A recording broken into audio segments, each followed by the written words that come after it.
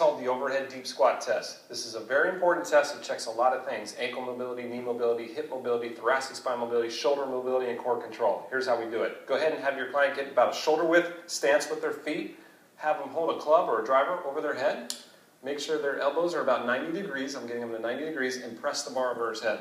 Now, keeping heels on the ground, trying to keep the bar over your head, keeping that bar over your footprint. I want to see how far down you can squat.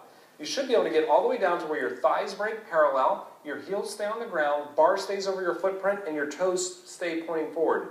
Any of these, feet flaring out, thighs not breaking parallel, or the bar going forward, would be considered a failed test.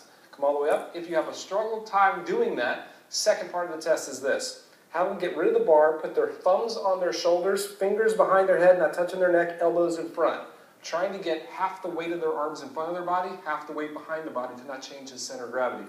Now, keeping the feet square, heels on the ground, we're going to repeat the test.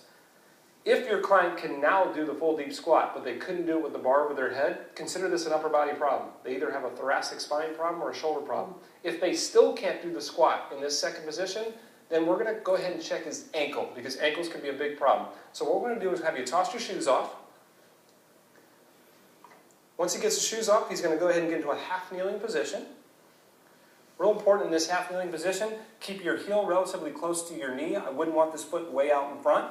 Keeping your femur or your thigh straight in line with your foot. You're going to try and get your knee past your toe, and we usually like to go about 4 inches in front of the toe. So I'm going to put this stick or this club about 4 inches in front of his toe. Keeping his heel on the ground, he should be able to touch the shaft with his knee. If they can't touch the knee against the golf club here, consider this an ankle mobility problem. If they can, but they still can't do the squat with their arms over their head, then this is a knee, hip, or core problem. This is called the overhead deep squat test.